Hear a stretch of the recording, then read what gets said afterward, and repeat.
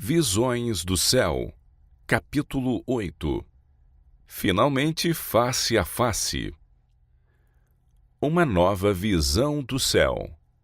Que fonte de alegria para os discípulos foi saber que tinham tal amigo no céu para interceder em seu favor.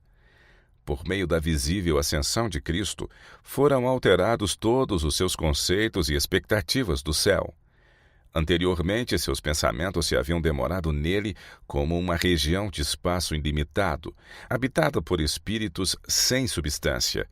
Agora, o céu estava relacionado com o conceito de Jesus, a quem haviam amado e reverenciado mais do que todos os outros com quem haviam conversado e viajado, em quem haviam tocado, até mesmo no seu corpo ressuscitado, quem lhes falara de esperança e trouxera conforto para o coração, o mesmo Senhor que fora levado de diante dos seus olhos enquanto ainda falava, de quem ainda recordavam até o tom da voz, ao ser envolto pela nuvem de anjos.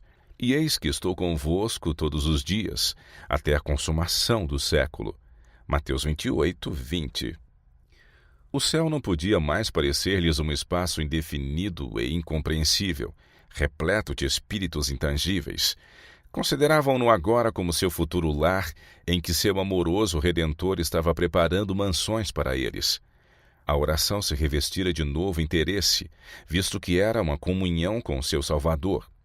Com novas e vibrantes emoções e uma firme confiança de que sua oração seria respondida, eles foram para o cenáculo a fim de apresentar suas petições e clamar pelo cumprimento da promessa, já que o Senhor dissera: Pedi e recebereis, Mateus 7, 7, para que vossa alegria seja completa, João 17, 13.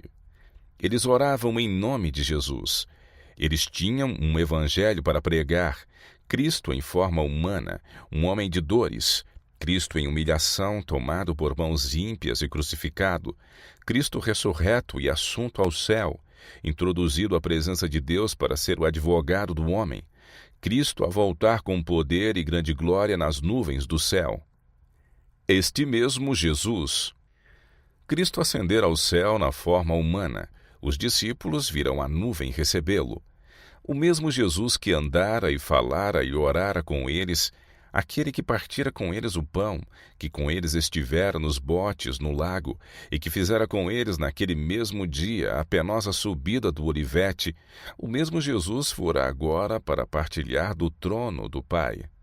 E os anjos lhes asseguraram que aquele mesmo que viram subir ao céu voltaria outra vez assim como subira. Virá com as nuvens, e todo o olho o verá. Apocalipse 1, 7.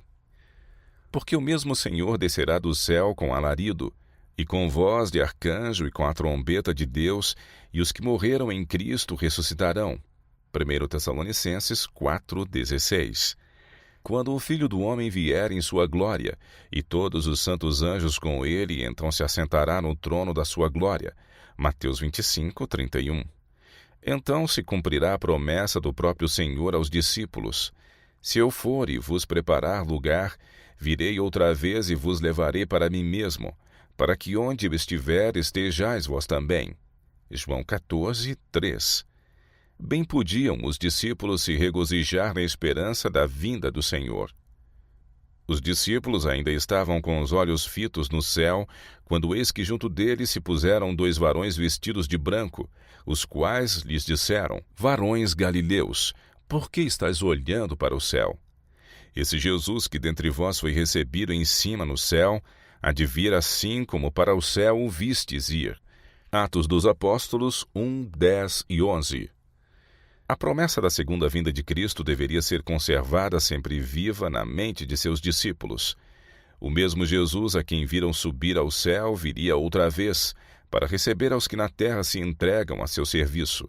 A mesma voz que lhes disse: Estou convosco todos os dias até a consumação dos séculos.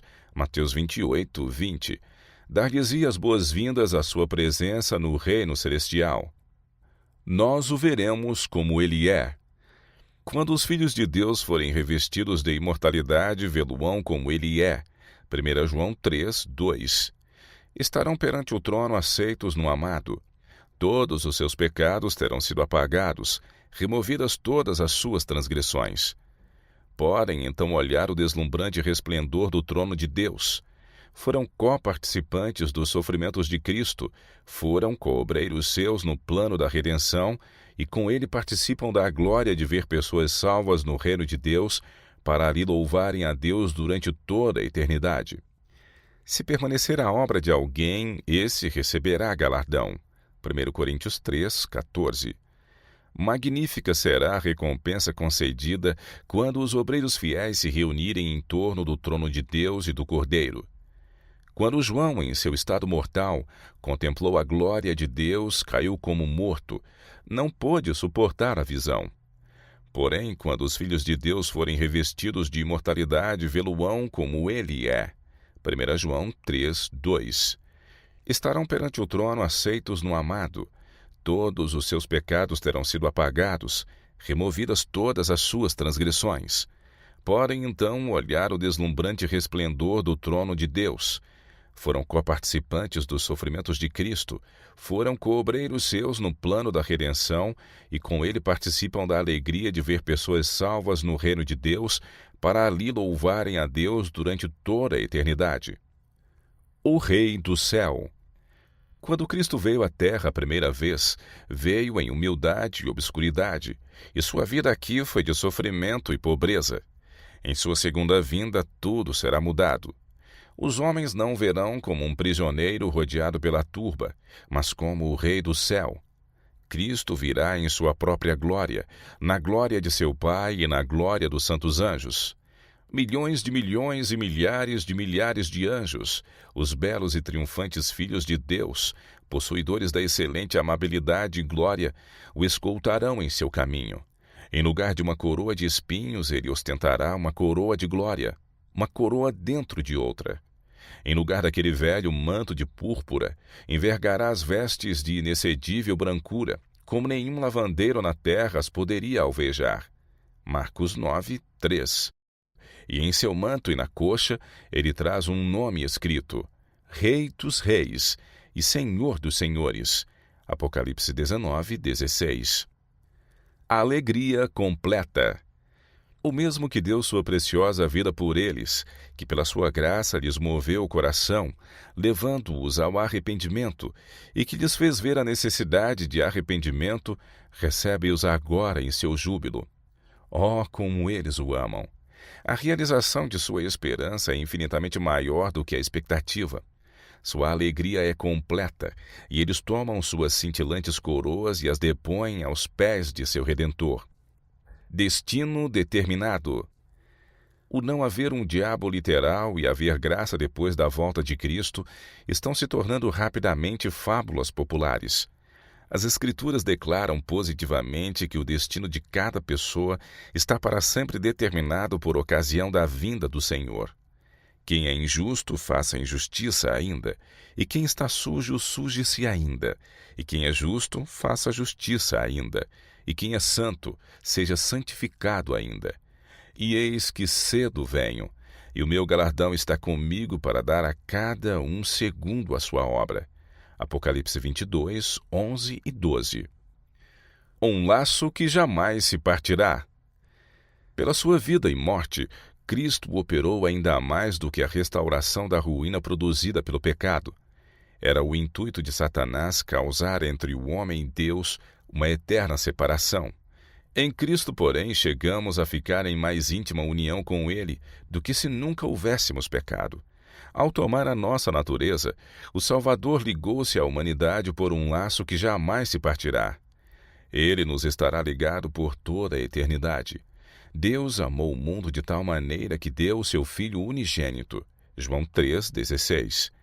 Não deu somente para levar os nossos pecados e morrer em sacrifício por nós. Deu-o à raça caída. Para nos assegurar seu imutável conselho de paz, Deus deu seu Filho unigênito a fim de que se tornasse membro da família humana, retendo para sempre sua natureza humana. Esse é o penhor de que Deus cumprirá sua palavra. Um menino nos nasceu, um filho se nos deu, e o principado está sobre os seus ombros. Isaías 9, 6. Deus adotou a natureza humana na pessoa de seu Filho, levando a mesma ao mais alto céu. É o Filho do homem que partilha do trono do universo. É o Filho do homem cujo nome será maravilhoso, Conselheiro, Deus forte, Pai da eternidade, Príncipe da paz. Isaías 9, 6. O Eu Sou é o árbitro entre Deus e a humanidade, pondo a mão sobre ambos. Aquele que é santo, inocente, imaculado, separado dos pecadores, Hebreus 7, 26, não se envergonha de nos chamar irmãos, Hebreus 2, 11. Em Cristo se acham ligadas a família da terra e a do céu. Cristo glorificado é nosso irmão. O céu se acha abrigado na humanidade e está envolvido no seio do infinito amor, unido à raça que ele redimiu.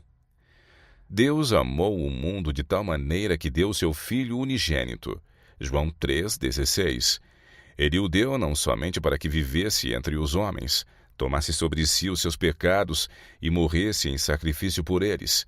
Deu-o à raça caída. Cristo devia identificar-se com os interesses e necessidades da humanidade. Ele que era um com Deus ligou-se aos filhos dos homens por laços que nunca se romperão. Jesus não se envergonha de lhes chamar irmãos. Hebreus 2, 11. Ele é nosso sacrifício, nosso advogado, nosso irmão, apresentando nossa forma humana perante o trono do Pai, achando-se através dos séculos eternos unido à raça que ele, o Filho do homem, redimiu. E tudo isso para que o homem pudesse ser erguido da ruína e degradação do pecado, a fim de que refletisse o amor de Deus e participasse da alegria da santidade. Multidão redimida. Na oração intercessória de Cristo a seu Pai, ele disse haver cumprido as condições que abrigavam no Pai cumprir sua parte no contrato feito no céu com relação ao homem caído. Declarou-se glorificado naqueles que creem nele. A Igreja, em seu nome, deve levar à gloriosa conclusão a obra por ele iniciada, e quando essa Igreja for afinal redimida no paraíso de Deus, ele verá o trabalho de sua alma e ficará satisfeito. Por toda a eternidade, a multidão redimida será sua máxima glória. A humanidade de Jesus pelos séculos eternos. Cristo ascendeu ao céu como portador de uma humanidade santa e santificada. Levou consigo essa humanidade para as cortes celestiais, e através dos séculos eternos ele a manterá como aquele que redimiu todo o ser humano da cidade de Deus, aquele que pleiteou perante o Pai: na palma das minhas mãos te tenho gravado. Isaías 49, 16. As palmas de suas mãos trazem a cicatriz dos ferimentos que recebeu. Se somos machucados e feridos, se encontramos problemas que são difíceis de vencer, lembremo-nos de quanto Cristo sofreu por nós. Devemos nos assentar junto com nossos irmãos nos lugares celestiais em Cristo. Que a bênção celestial encha nosso coração. Jesus assumiu a natureza da humanidade com o objetivo de revelar ao homem um amor puro, altruísta e nos ensinar como amar uns aos outros.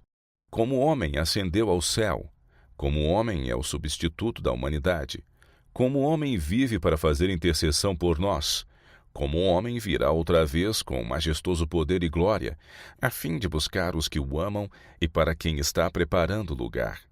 Devemos alegrar-nos e dar graças porque Deus estabeleceu um dia em que há de julgar o mundo com justiça, por meio do varão que destinou. Atos dos Apóstolos 17, 31. Então vamos ter a comprovação eterna de que todo o universo não caído acompanhou com interesse a grande obra que Jesus veio realizar em nosso mundo, a salvação da raça humana. Cristo levou sua humanidade para a eternidade. Acha-se perante Deus como representante de nossa raça. Quando nos achamos revestidos dos trajes de bodas da sua justiça, tornamo-nos um com ele, e ele diz a nosso respeito: comigo andarão de branco, porque são dignos disso. Apocalipse 3, 4. Seus santos o verão em sua glória, sem nenhum véu de permeio. Cristo ascendeu ao céu como portador de uma humanidade santa e santificada. Levou consigo essa humanidade para as cortes celestiais, e através dos séculos eternos ele a manterá como aquele que redimiu todo o ser humano da cidade de Deus. Fidelidade de Deus. Temos tudo o que poderíamos pedir para nos inspirar fé e confiança em Deus. Nas cortes terrestres, quando um rei quer dar seu maior penhor para provar aos homens a sua veracidade, dá ele seu filho como refém, para ser resgatado quando do cumprimento de sua promessa. E note que penhor da fidelidade do Pai. Pois quando ele quis assegurar aos homens a imutabilidade de seu conselho, deu ele seu Filho unigênito para que viesse à terra, a fim de tomar a natureza do homem, não só pelos breves anos da vida, mas para reter sua natureza nas cortes celestes com o eterno penhor da fidelidade de Deus. Ó profundidade das riquezas, tanto da sabedoria como do amor de Deus! Vede que grande amor nos tem concedido o Pai, a ponto de sermos chamados filhos de Deus. E, de fato, somos filhos de Deus. Por essa razão, o mundo não nos conhece, porquanto não o conheceu a Ele mesmo. 1 João 3:1. Maravilha para todo o universo. Haver Cristo tomado a natureza humana e, por uma vida de humilhação, elevado o homem na escala do valor moral para com Deus, o levar ele à natureza que adotara o trono do Senhor e aí apresentar seus filhos ao Pai, o ser conferida a eles uma honra maior que a dos anjos, eis a maravilha do universo, o mistério que os anjos desejam compreender. Esse é o amor que abranda o coração do pecador.